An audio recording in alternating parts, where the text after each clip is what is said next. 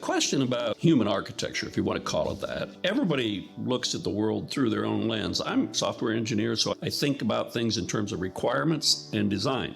And so I see in the Bible a clear statement of requirements. God created us. His design objective was to create us so that we're like small versions of himself and had the ability to have dominion. That's the phrase used in Scripture, to rule, to overcome, to bring order out of chaos. Later on in the story of Noah, he reveals the design for achieving that.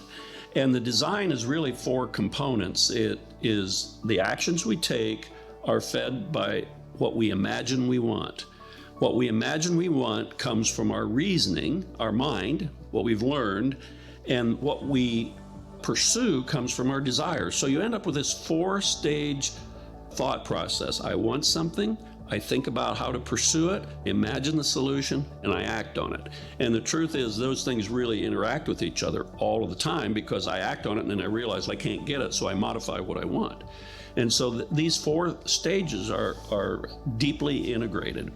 And so if you understand these four stages, you can start to diagnose what's happening with someone that you're trying to lead and they are not being successful. Then you have to look at each of these stages and say, do they not have the training or the skills or the resources to act? Is what they're imagining not lined up with what needs to be? Do they not have the knowledge to form the right imagination? Or are their desires misaligned? Do they really want something that's not aligned with the outcome?